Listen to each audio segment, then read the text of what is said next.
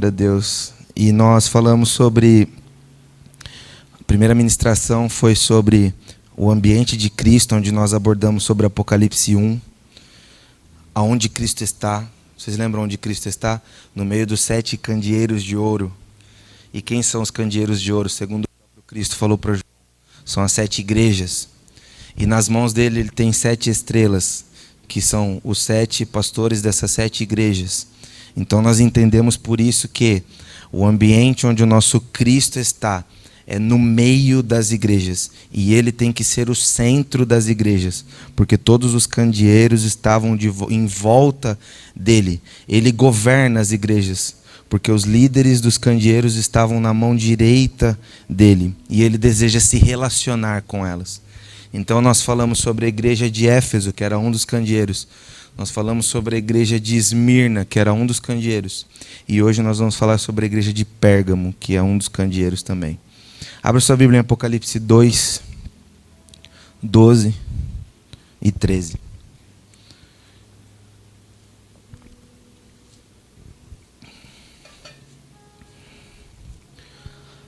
Apocalipse 2, 12 e 13. E pode deixar aberto em Apocalipse 2. Ao anjo da igreja em Pérgamo escreve: estas coisas diz aquele que tem a espada afiada de 2 gumes. Vocês lembram que para todas as igrejas que Jesus escreve, ele começa com uma revelação. Quando João, no Apocalipse 1, ele tem a revelação de Cristo, ele tem a revelação do todo. Ele vê a espada que sai da boca, ele vê os pés como bronze polido, ele vê os olhos como chama de fogo, ele vê um homem vestido de branco. Mas para cada uma das igrejas, Jesus se revela com uma das suas particularidades. Para a igreja de Éfeso, por exemplo, ele revelou o quê? Que ele estava vivo. Por quê? Porque a igreja de Éfeso funcionava sem ele estar no meio. Era uma igreja que fazia um monte de coisa e ele elogia tudo isso. Mas ele fala assim: vocês só esqueceram de uma coisa. Eu, o primeiro amor. Volta, senão eu vou exterminar vocês. Essa igreja vai acabar. Depois nós fomos para a igreja de Esmirna. A igreja de Esmirna é uma igreja que não recebe a admoestação de Jesus. Jesus não corrige a igreja de Esmirna. Por quê? Porque não tinham que ser corrigido. Jesus só ama, eles estavam morrendo por causa dele. Eles não tinham trabalho por causa dele. E aí ele se revela como para a igreja de Esmirna? Eu sou o que estive morto, mas ressuscitei. Vocês podem ser perseguidos, mortos, mas comigo vocês vão ressuscitar. Eu estou com vocês. E agora nós entramos na igreja de Pérgamo. E qual é a revelação que a gente logo vê aí Jesus fazendo para a igreja de Pérgamo? Ao anjo, ao líder da igreja em Pérgamo escreve: estas coisas diz aquele que tem a espada afiada de 2 gumes. Nós vamos entender isso aí. Conheço o lugar em que habitas, onde está o trono de Satanás. Olha aí que legal. Onde a igreja de Pérgamo habitava era um lugar bem legal. E que conservas o meu nome e não negaste a minha fé, ainda nos dias de Antipas, minha testemunha, meu fiel, o qual foi morto entre vós, onde Satanás habita. Eu queria pelo Espírito fazer um parênteses aqui. Ainda nos dias de Antipas, minha testemunha, meu fiel, o qual foi morto entre vós, onde Satanás habita. Nós falamos há 1 ou 2 semanas atrás que o martírio, e eu não estou me referindo só ao martírio literal, porque esse aqui é um martírio literal. Antipas morreu por causa de Jesus. Chegaram para ele e falaram: você acredita no Cristo? Sim, eu acredito. Então você vai morrer. Beleza, eu morro. Foi lá e morreu. Nós temos entendido que o martírio é no quesito não só literal, mas filosófico. Ele abre um campo de comunicação com Deus diferente. Jesus disse que o sangue de Abel falava. Então, Hebreus também diz que o sangue de Abel fala. Então, todas as vezes que há um martírio, é uma comunicação com Deus, é um testemunho a Deus. Todas as vezes que eu me martirizo, talvez não com a minha vida, porque onde nós moramos aqui nós não precisamos fazer isso. Como eu disse no começo do culto hoje, tem irmãos nesse mesmo instante, nessa mesma hora, sendo degolados por causa da fé que eu e você temos. Mas pela misericórdia de Deus, nós não vivemos isso aqui. Mas nós temos que viver aqui um outro martírio. A estes irmãos está sendo dado morrer pelo nome de Jesus. E a nós também é dado morrer pelo nome de Jesus.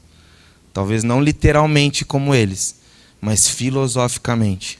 Então, todas as vezes em que você se martiriza, e o que é eu me martirizar? É eu matar a minha vontade. É eu não executar a minha justiça. Nós falamos com a igreja de Esmirna, nós aprendemos e entendemos isso. A gente até brincou a questão da... Como é que chama aí? Vocês estavam lá no desafio do... Como é que chama? Fugiu a palavra agora. Quando você nega uma coisa, a pessoa te afronta e você não devolve. Renúncia. Renúncia. Então, todas as vezes que eu renuncio, eu estou matando a minha vontade, eu estou matando a minha justiça. E quando eu faço isso, eu me torno testemunha. E quando eu me torno testemunha, todas as testemunhas, o Senhor trata de uma forma diferente, de um jeito diferente na palavra.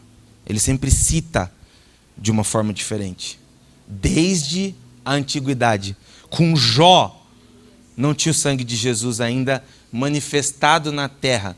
Jó, Deus deu testemunha dele para Satanás. Porque ele martirizava sua vontade, sacrificava até pelos seus filhos. Então, quando envolve martírio, existe um canal de comunicação diferente com Deus. O Senhor ama as suas fiéis testemunhas. Ele ama. Então vamos lá, Apocalipse 2:12. Revelação de Cristo para a igreja de Pérgamo. Ao anjo da igreja em Pérgamo escreve: estas coisas diz aquele que tem a espada afiada de 2 gumes. Então vamos lá. O que é essa espada? Espada no original grego, né, o vocábulo espada, nesse versículo, refere-se a um tipo especial de espada. É uma espada pesada e longa. Vou dar um exemplo para vocês. Se eu falar assim, eu matei um animal com uma espada, vocês vão entender. Se eu falar assim, eu matei um animal com uma adaga, vocês vão entender. Eu matei o animal com um cutelo, vocês vão entender. Mas a Bíblia, por muitas vezes, ela vai trazer uma mesma palavra que vai ter um sentido específico. Então, no original grego, essa espada era uma espada pesada e longa. Culturalmente, a espada usada aqui, que é a mesma espada da palavra lá de Hebreus, que corta juntas e medulas, tal, era uma espada que não era usada para ferir, era usada para matar, porque ela era pesada e longa. Era tipo uma espada romana. Então aqui não se trata de uma adaga, de uma espadinha, de um espadachim, não. Era uma espada pesada e longa. A primeira coisa, e aí vem Jesus e se revela para eles dessa forma: estas coisas diz aquele que tem a espada pesada e afiada de 2 gumes, e vocês sabem que essa espada não é para fazer um ferimentozinho, é a espada.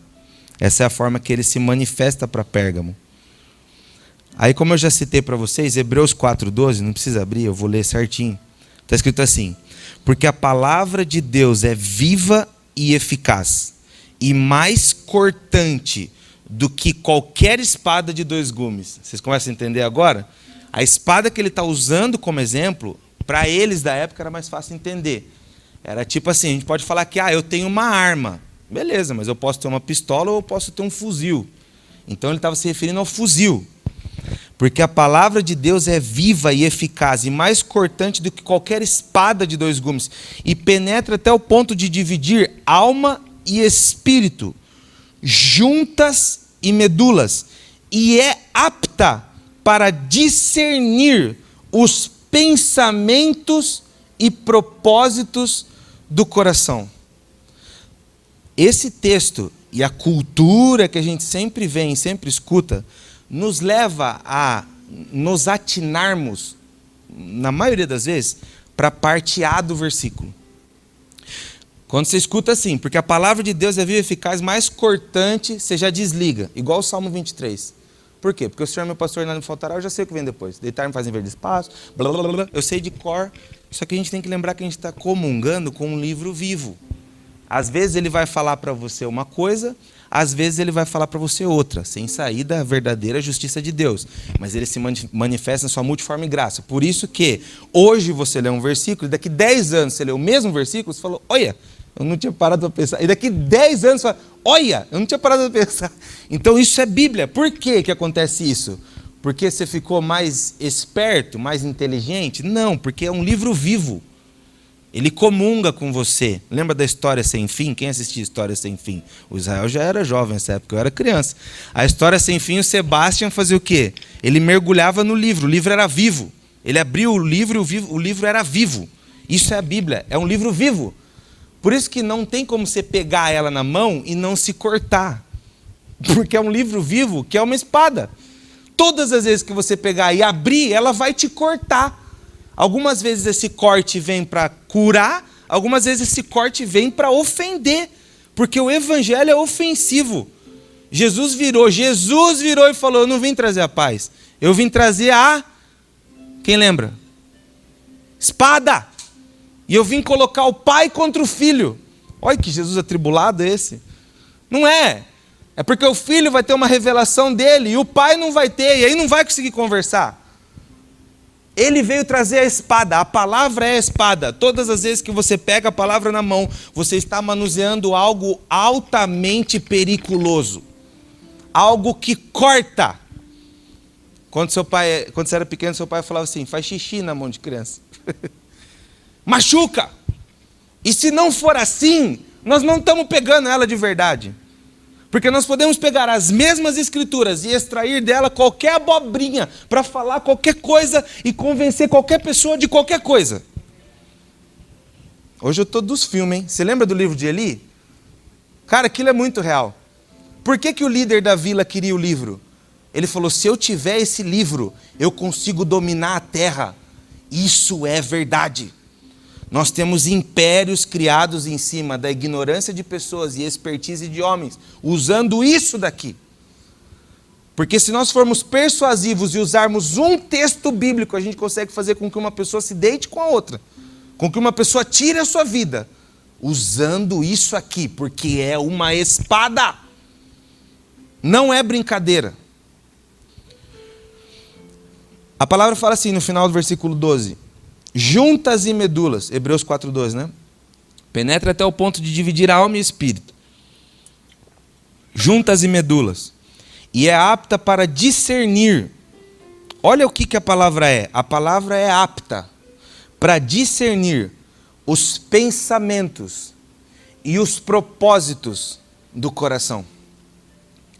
Então, quando Jesus se manifesta para Pérgamo, como aquele que tem a espada de 2 gumes, que é a mesma espada de Hebreus, ele está querendo comunicar algo para Pérgamo. Por isso que ele se revela dessa forma.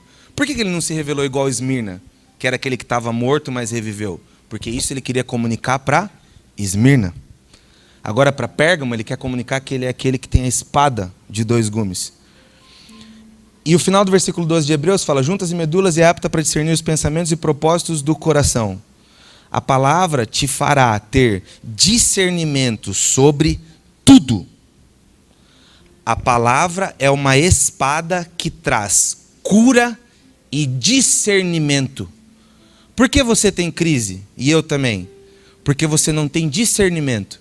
Por que alguém vai no psicólogo? Para ter discernimento. O que um psicólogo faz? Ele traz discernimento. Ele faz perguntas que te fazem subir o discernimento. E onde existe muitas vezes a cura para uma coisa emocional? No discernimento. A pessoa começa a pensar de uma forma que ela não estava pensando. E a palavra está nos dizendo aqui que a Bíblia é apta para discernir pensamentos e propósitos do coração. essa espada. Então, quando Jesus se manifesta para Pérgamo como espada que sai da boca de 2 gumes, ele está dizendo assim: a minha palavra, ela é apta para discernir os pensamentos que estão no coração de vocês. Ela é apta para trazer cura para a mente e para o coração de vocês. Todas as suas crises estão compreendidas, a resposta, a cura dentro das Sagradas Escrituras. E não necessariamente vai estar escrito lá, com todas as letras, o problema que você tem. Mas como se trata de uma espada, de um livro vivo, que comunga com você, que quando você lê ele de coração, de espírito, de verdade, ele começa a interferir no seu caráter, ele começa a te cobrar de coisas que há 5 anos atrás ele não te cobrava. Por ser assim, às vezes você está lendo um Salmo 23, o Senhor é meu pastor e nada me faltará, e você está numa crise de pânico, não tem nada a ver uma coisa com outra, mas como é um livro real e vivo, ele te abraça, ele te corta e aquela ferida começa a recuar, porque é uma espada de 2 gumes, que é apta para discernir pensamentos e propósitos do coração. Então, ela é uma espada que traz cura e discernimento, mas a mesma palavra, não precisa abrir, Apocalipse 19, 21. Os restantes foram mortos com a espada que saía da boca daquele que estava montado no cavalo. E todas as aves se fartaram das suas carnes. A mesma espada que traz discernimento e cura, ela traz juízo. Não é outra espada. Não é outra Bíblia. Vou ler de novo. Os restantes foram mortos com a espada que saía, Apocalipse 19, 21. Os restantes foram mortos com a espada que saía da boca daquele que estava montado no cavalo. Quem que é? Quem vocês acham que é? Jesus. Quem que da boca dele sai a espada? Jesus. Então essa espada matou. Por quê? Porque ela executa juízo. Essa espada, a palavra, ela traz cura e discernimento, mas ela também executa juízo. Por quê? Porque ela é uma lei. Pela graça, pelo Espírito, não estou me referindo ao Velho Testamento. Jesus Cristo virou e falou assim: uma nova lei vos dou, amai-vos uns aos outros. A justiça de Deus, a vontade de Deus, ela existe, ela é uma máxima. Ela é a palavra do Senhor, ela está manifestada na palavra do Senhor. Sabe o que Jesus está dizendo para Pérgamo quando ele se revela assim? Com a espada que sai da boca? Ele está falando assim: vocês precisam conhecer mais a espada para discernimento do que para juízo. Se vocês conhecerem a espada, comungarem com ela, se envolverem com ela para discernimento, vocês não vão precisar provar da espada do juízo. Por quê? Porque a espada do juízo é para aqueles que não comungaram com ela para discernimento. É o que ele está falando para Pérgamo. Essa espada minha, afiada de 2 gumes, ela tanto executa o juízo e a morte, quanto ela traz discernimento e cura. Então, escolha, opte, discernir, conhecer o Senhor. Quando Adão cai, Adão tinha 2 opções. Ele podia obedecer e ele podia conhecer. Ele escolheu conhecer. Ele não escolheu obedecer. Ele não escolheu ficar com o que ele tinha. Ele escolheu conhecer o que ele não tinha. Você tem a palavra. Você tem a justiça do Senhor sendo desenvolvida em você. Se abrace a ela. Entenda que a palavra do Senhor, ela é juízo, justiça e amor. É a mesma palavra. Então que eu e você possamos abraçar a espada do discernimento, a espada do conhecimento, que nós possamos meditar nas Escrituras de verdade e entender que isso é o que vai trazer cura, discernimento. Isso que vai nos tornar, irmãos, espirituais. Isso que vai fazer com que a gente não seja levado por ventos de doutrina. Isso que vai fazer com que nós nos posicionemos no reino. Toda a expectativa que um dia você já teve em cima de uma pessoa, de um líder, de alguém, você precisa depositar em cima da Escritura. Você precisa depositar em cima da palavra. Você precisa depositar em cima da justiça de Deus, porque ela é apta. Ela tem diante de Deus legalidade para trazer sobre a sua mente despertamento daquilo que você tem que fazer, da sua comunhão com Deus, do seu desenvolvimento com Deus. Aí o texto continua assim no versículo 13. Conheço o lugar em que habitas, onde está o trono de Satanás, e que conservas o meu nome e não negaste a minha fé, ainda nos dias de Antipas, minha testemunha, meu fiel, o qual foi morto entre vós, onde Satanás habita. Já pensou ter uma igreja onde Satanás habita? Nós vamos abrir uma igreja. Onde que a gente vai? Ali tem um trono de Satanás. Vamos fazer ele do lado? Vamos lá. Daí a gente faz muro germinado. Do lado de lá é o trono de Satanás. Do lado de cá é a igreja. E estamos felizes da vida. Estranho, né? Um tanto quanto estranho. A gente vai entender que tudo isso tem a ver com o ensejo do que Cristo está falando para a igreja de Pérgamo. Mas com certeza a igreja de Pérgamo viveu uma realidade terrível. Porque aqui não é que João está falando que lá tinha o trono de Satanás. Jesus está falando que lá tinha o trono de Satanás. Então imagina a vida cotidiana da igreja, os desafios da igreja. Dentro de onde eles estavam ali, na mesma cidade, existia um trono de Satanás. Satanás era entronizado ali de alguma forma. E eles eram a igreja, eles tinham que ser uma resistência ali dentro. Conservas o meu nome e não negaste a minha fé. Olha aí o elogio de Jesus para a igreja de Pérgamo. Lembra que o apóstolo Paulo ele fala assim, né, que a profecia vem para exortar, consolar e edificar. E a gente vê, e a palavra é linda, e o sincronismo da Bíblia é um negócio surreal, que para as igrejas do Apocalipse, Jesus faz isso. Ele exorta, consola e edifica. Na mesma profecia que ele entrega para a igreja. Pode reparar, ele sempre exorta, consola e edifica. Por quê? Porque é o mesmo Espírito que estava sobre Paulo, ensinando Paulo. Isso não está escrito assim, né? Isso não tem um versículo que fala assim, olha, assim como Jesus falou através de Paulo, aqui nós vemos. Não, mas a gente consegue enxergar isso, esse sincronismo da palavra. A Bíblia não sendo errante, né? Conservas o meu nome e não negaste a minha fé. Os caras eram igreja onde Satanás habitava e não negaram a fé e conservaram o nome de Jesus. Isso era um elogio de Jesus para a igreja de Pérgamo. Agora vamos ver qual que era a estratégia de Satanás para destruir a igreja de Pérgamo. Apocalipse 2,14.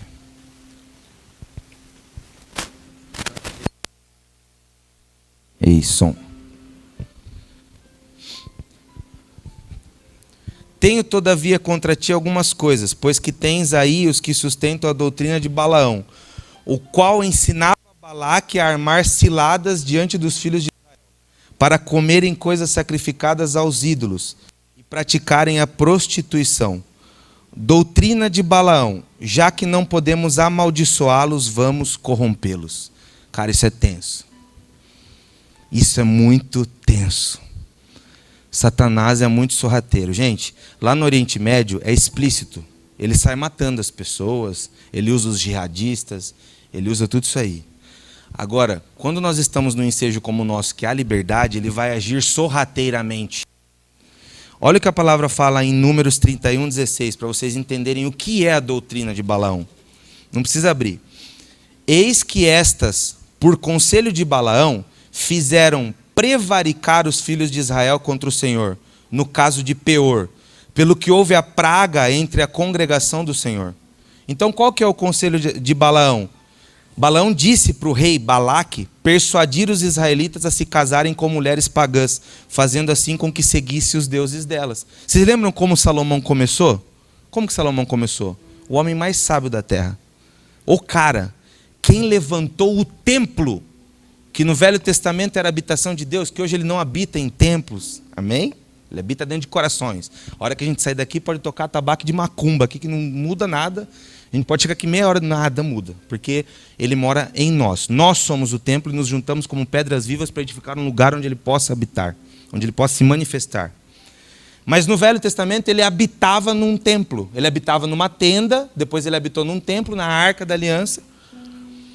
E O que é a doutrina de Balaão? Balaão disse para Balaque persuadir os israelitas a se casarem com mulheres pagãs, fazendo assim com que seguissem os seus deuses. Então, é igual Salomão. Salomão começou fazendo tudo isso, levantou o templo, a consagração do templo foi algo fora do normal, as pessoas iam consultar a sabedoria de Salomão, até que Salomão começou a fazer o quê? Começou a fazer a rapa, certo? Porque 900 mulheres eu nem sabia que existia naquela época, mas ele tinha 600 princesas e 300 concubinas.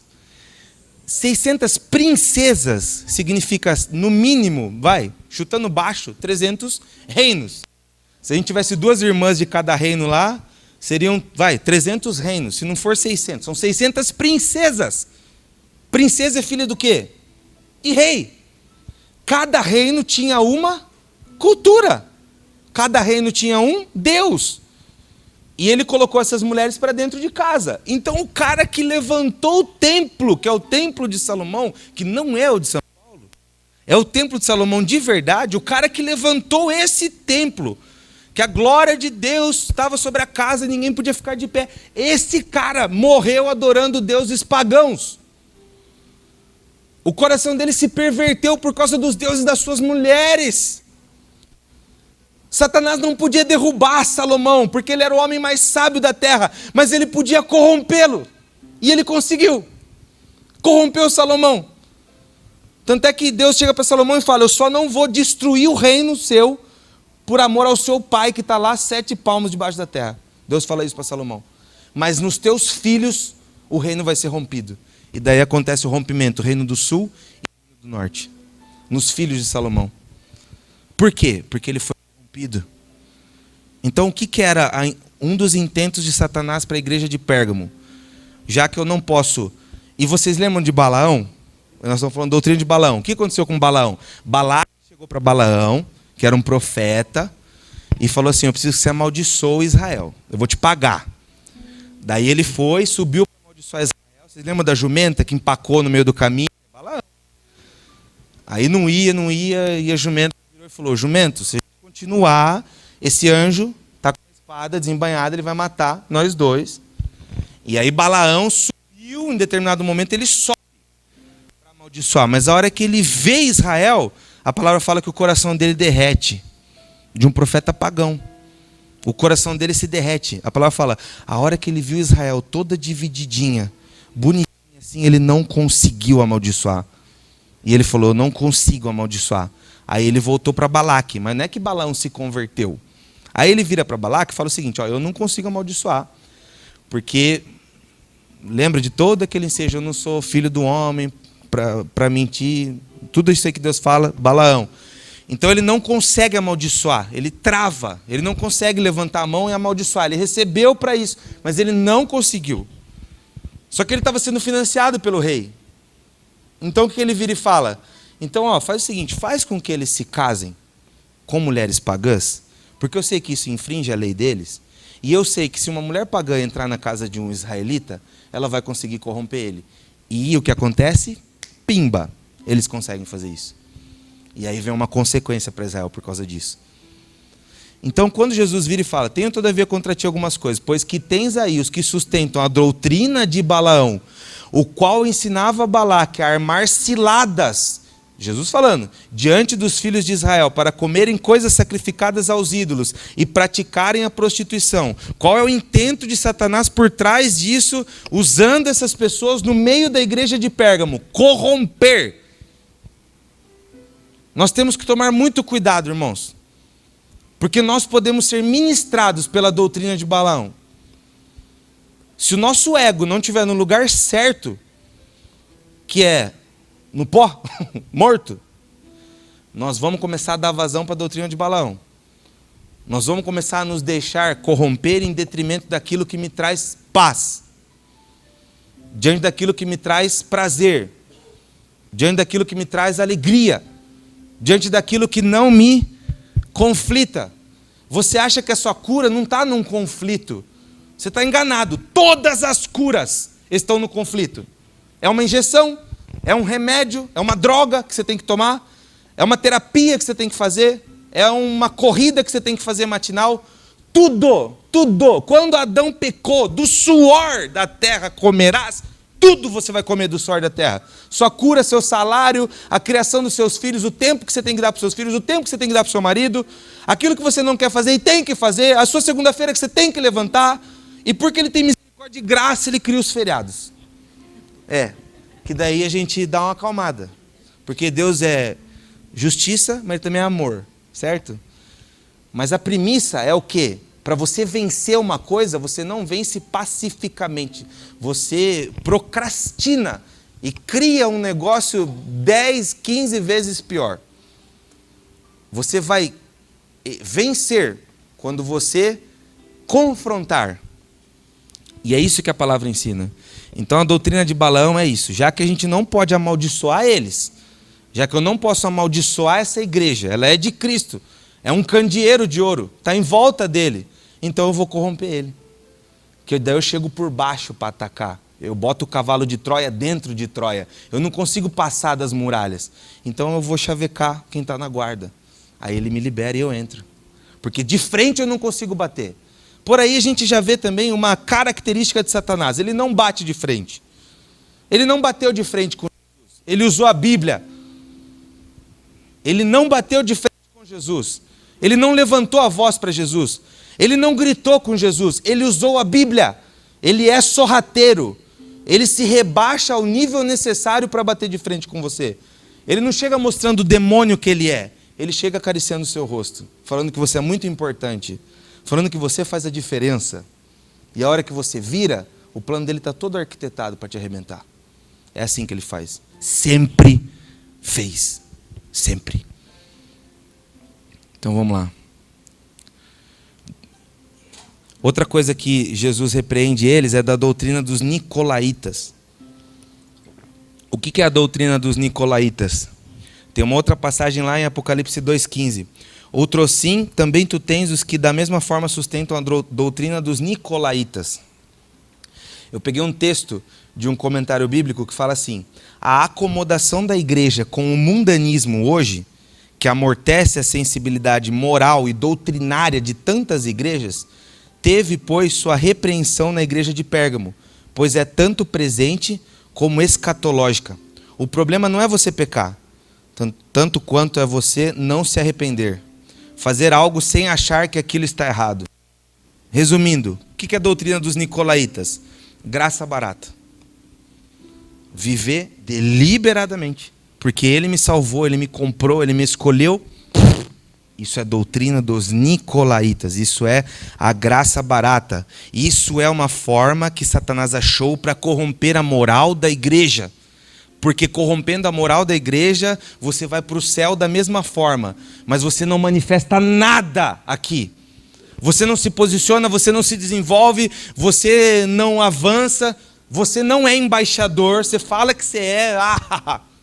Você fala que você é, eu sou embaixador, eu falo, eu sou embaixador. Mas aí, atrás de mim tem 58 falando, a vida que esse miserável leva, o jeito que ele é, mas eu sou um embaixador. Beleza, vamos assim que a gente vai chegar longe. Doutrina dos nicolaítas. Nós precisamos nos admoestar, irmão. Ninguém é passível de não ser admoestado. Ninguém é perfeito, não existe. Eu já escutei isso aí uma vez, uma aberração. Quando alguém vem e fala, o meu negócio é com Deus. O negócio de todo mundo é com Deus. Mas o mesmo Deus que é o seu negócio disse assim, admoestai-vos uns aos outros. É bíblico. Porque tem coisas que você não vai enxergar. E o seu ego muitas vezes não vai te levar para os pés da cruz. E você vai criar uma redoma em volta de você, uma construção, um edifício enorme, onde ninguém pode tocar. Mas por dentro está tudo podre. E aí nós não conseguimos muitas vezes avançar como igreja. Por quê? Porque nós dizemos que somos, dizemos que fazemos, mas por trás de nós, nas escondidas, nós somos nicolaítas, nós somos Balaão. Nós estamos nos corrompendo, nós estamos mudando as coisas para agradar A, B ou C, para sustentar na comunidade A, B ou C. Passamos a viver em virtude das pessoas. O candelabro começa a pular para fora da roda e deixa Jesus lá, porque o candelabro está preocupado com si próprio, como se ele tivesse vida em si mesmo, fosse o sol. Nós não somos o sol, ele é o sol. Nós somos a lua, a gente reflete o sol. A gente é a noiva. Não existe noiva sem noivo.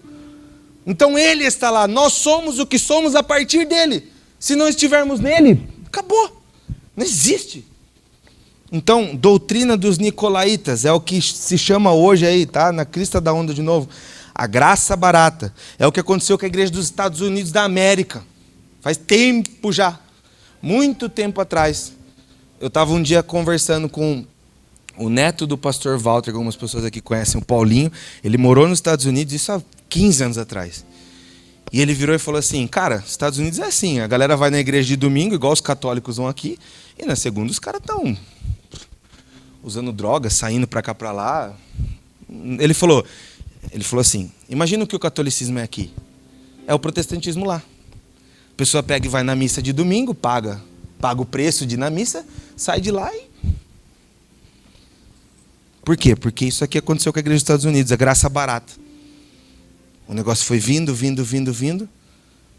E hoje está terrível. Nós precisamos tomar cuidado com isso. Doutrina dos nicolaítas. Ou seja, quando estamos em um lugar onde Satanás governa, vocês lembram o começo do texto? O que Jesus falou? Vocês estão num lugar onde Satanás governa. Tem um trono. Só a palavra afiada pode quebrar isso. Vocês entendem agora por que Jesus se manifesta para Pérgamo como aquele que tem a espada afiada? Qual que era a solução para a igreja de Pérgamo? Espada. Não tem outra coisa. Não tem. Para tudo que vocês estão fazendo. Para. Gente, não é uma epístola de Paulo. Ainda que as epístolas de Paulo fossem inspiradas. Elas eram. Biblicamente falando, tem o mesmo teor desse texto de Apocalipse. Agora, vamos supor que nós estamos vivendo os períodos bíblicos lá atrás. E daí Paulo manda uma carta para nós. Vai ter um peso enorme. Ele é o nosso apóstolo, delegado. Ele é aquele que veio e começou a igreja aqui. Agora imagina se o cara vira e fala, eu tenho uma carta de Jesus para vocês. Estou entregando para vocês aí. Para tudo que você está fazendo e faz o que está escrito nessa carta. Porque quem escreveu é Jesus. Não adianta.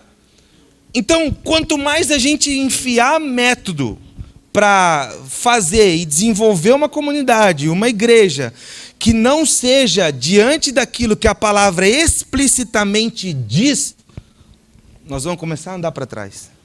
A gente tem que lembrar, eu vi uma frase do nosso ilustríssimo gordinho Fábio Coelho, achei muito legal, que ele falou assim, o evangelho é um leão enjaulado. O seu papel é ir lá e abrir a porta da jaula. Larga, porque o leão vai sair e ele vai arrebentar. Se você abraçar o evangelho, irmão, você não vai precisar fazer força. Ele vai fazer por você. Ele vai tratar o seu caráter, ele vai tratar a sua moral. As coisas que você não tiver força para fazer, ele vai te dar a graça. Porque existe a graça salvífica e existe a graça de 1 Coríntios 15, que o apóstolo Paulo fala assim, todas essas coisas não fui eu que fiz, a graça de Deus que está em mim. Então existe a graça que se manifesta como salvação, existe a graça que se manifesta como capacitação, que a gente brinca e fala, é só pela graça, e a gente nem sabe às vezes o que a gente está falando. Essa graça te capacita a fazer coisas. Então o que você precisa é abrir a porta da jaula. Então para de segurar a chave na mão. Vai lá, enfia a chave no trinco, gira e abraça. Mas deixa o leão pular no seu meio mesmo assim. Porque o que esses caras da Bíblia viveram foi isso. Eles estavam morrendo apedrejados. E eles estavam vendo coisas que ninguém ali estava vendo. A palavra vai falar em Hebreus, da galeria da fé, de homens os quais a terra não era digna. Sabe de quantos % de água eles eram feitos? Da mesma porcentagem que você. Sabe quantos vasos sanguíneos eles tinham? O mesmo que você. Sabe quantos olhos eles tinham? O mesmo que você. Sabe a graça e a fé que os alcançou? A mesma que alcançou você. A diferença é que eles não tinham essa maldição que nós temos hoje das nossas coisas que tomam nosso tempo, os nossos passatempos que a gente tem hoje, a nossa cultura que pendeu para um lado filosófico extremo, assim, hoje a gente filosofa em cima de tudo, a gente relativiza tudo. Isso aí Jesus falou, mas era 2000 anos atrás. A gente hoje não pode ser tão radical e pensar a igreja desse jeito, senão a gente não segura ninguém. Ai, meu Deus do céu. Aí Jesus vem e ele escreve, ele pega a mão do João, fala: João, dá aqui a sua mão, fica de pé, eu não vou te matar, fica de pé. Quando ele viu Jesus, ele caiu morto. Ele colocou a mão na cabeça dele e falou: não temas. Levantou ele, falou: agora escreve: ao anjo que está em Pérgamo, diz aquele que tem na boca a espada afiada de 2 gumes. Ele tem interesse em educar, em corrigir, em amar, em curar, em levantar e em estabelecer a sua igreja. Você não precisa defender Jesus. Você não precisa se preocupar com Jesus. Ele é todo poderoso. Você precisa se preocupar com você. Você precisa se preocupar com a sua vida, com aquilo que você tem que fazer. Enquanto nós estamos preocupados em defender, em ser ativista de Facebook, não estamos orando 15 minutos. Cancela a conta da Netflix e não fala com Deus uma semana. Perdeu tempo e perdeu a oportunidade de assistir um filme legal. Verdade. Mas aí eu vou no Facebook, blá, blá, blá, blá. Então faça essa crítica.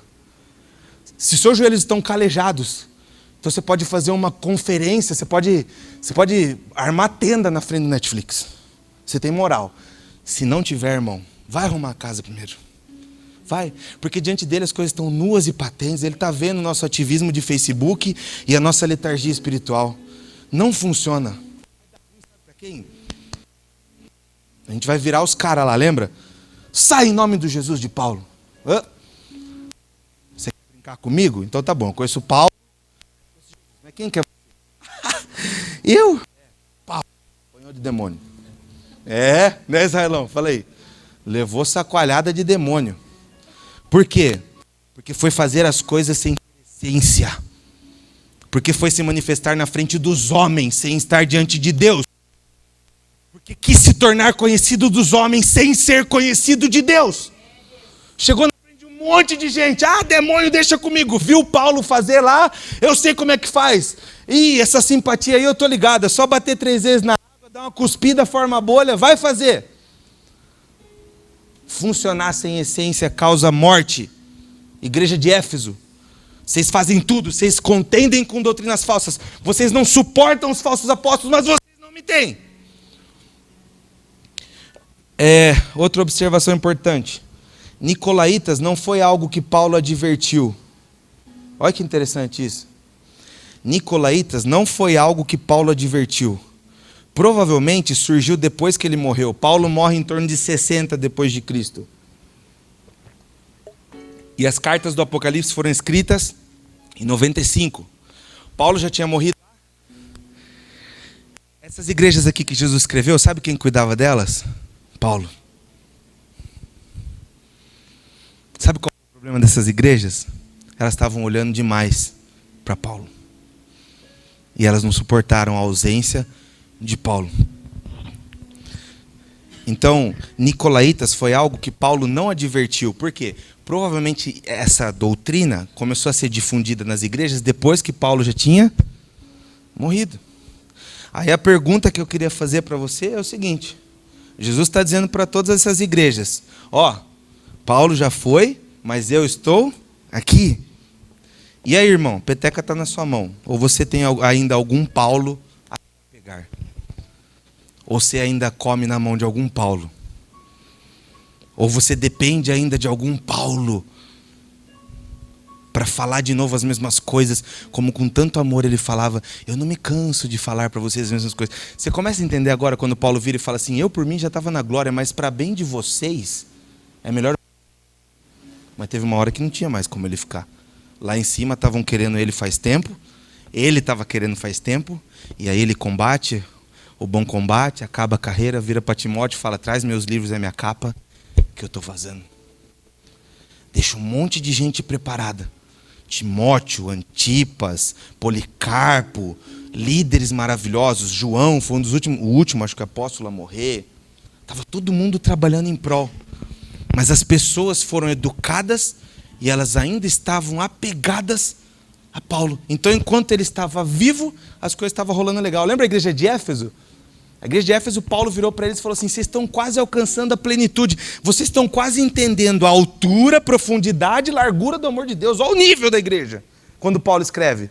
Aí, 30 anos depois, Jesus vira para a mesma igreja e fala assim: vocês abandonaram o primeiro amor, volta, senão eu vou remover o meu candeeiro do meio de vocês. Éfeso vai deixar de ter uma igreja. Vocês vão cantar, vão pular, vão fazer barulho, vai ter um lugar lindo, eu só não vou estar lá dentro.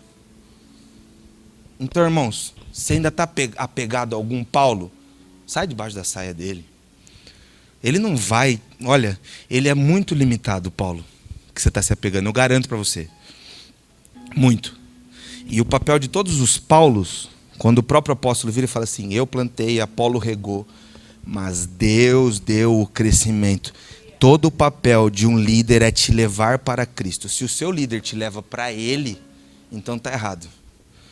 Então, o seu líder, ele vai ajudar você, ele vai interceder por você, ele vai orar por você quando você precisar, assim como ele vai precisar de você também, você vai orar por ele e por aí vai.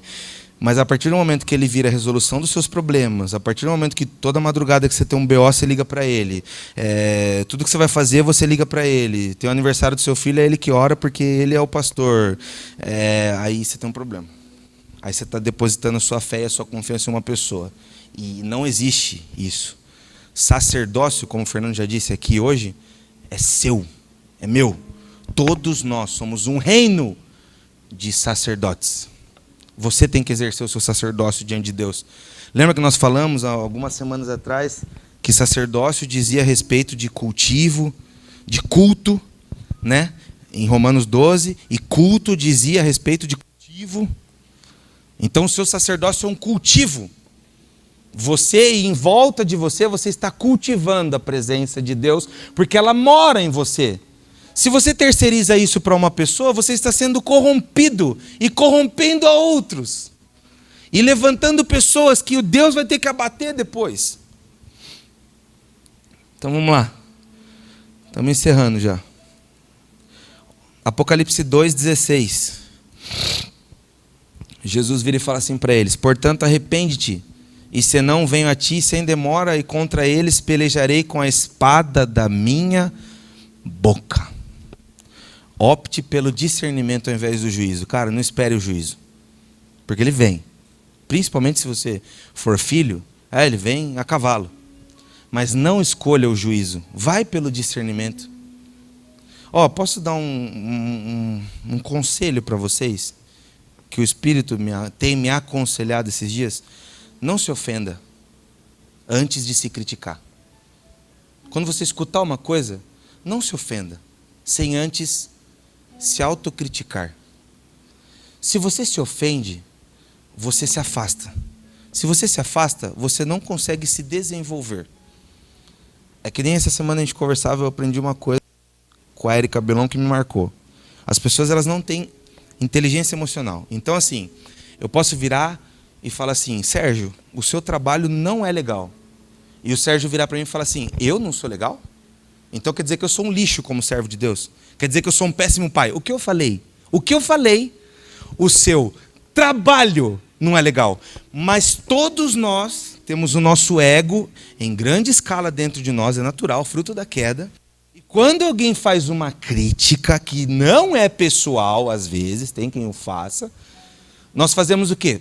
Plim, fecha o vidro, saca a R15 e fala: vem que aqui tem. Você quer brigar? Então vem. Tudo que Jesus ensinou, né? Quando der na sua direita, você devolve um jab. Mateus 12, 25, está escrito. Não. O que Jesus estava ensinando com dar a outra face? Não se ofenda. Porque nós nunca sabemos como Deus está falando. Às vezes é Deus falando conosco, mas nós estamos com o nosso coração tão... Davi na casa de Saul era a boca de Deus falando: se arrepende. E Saul estava querendo matar Davi. Por quê? Porque ele estava com seus olhos vendados pelo seu ego, ele estava se sentindo ofendido, porque estavam cantando: Saul matou os seus milhares, Davi seus 10 milhares. Então a ofensa te afasta do juízo, que te afasta do aperfeiçoamento, que te deixa na letargia. Então opte pelo discernimento, para que você não tenha que provar do juízo. Porque de um jeito ou de outro você vai morar com ele, ele te ama.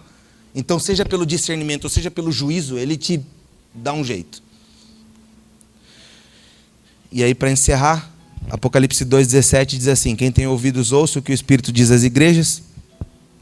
Ao vencedor dar-lhe-ei do maná escondido, bem como lhe darei uma pedrinha branca, e sobre essa pedrinha escrito um novo nome, o qual ninguém conhece, exceto aquele que o recebe. Maná escondido. O maná escondido é um tipo de Cristo. Cristo era o pão da vida. O maná caía no deserto, mas não era do deserto. Cristo estava no mundo, mas não era do mundo. Se obedecer e optar pelo discernimento da espada, você estará saciando o seu espírito e crescendo em graça. Jesus está falando isso para a igreja de Pérgamo. Opte pelo discernimento. Não se corrompa pela obra dos doutrina de Balaão. Não vá pela graça barata, pela obra dos nicolaítas. Se abrace ao conhecimento e ao discernimento da minha palavra. Se você fizer isso, você vai comer do maná escondido, do pão que desceu do céu. Enquanto você faz isso, a sua carne está ficando incomodada, porque ela está vendo um monte de arestas na sua vida que você está deixando, porque agora tem uma voz dentro de você dizendo assim: não mexa, deixa passar. Mas eu nunca deixei, eu sempre respondi, agora deixa passar. E aí você deixa passar um dia, você deixa passar, daqui a pouco está um monte de coisa assim, a sua carne está... mas o seu espírito está comendo. Amém, igreja?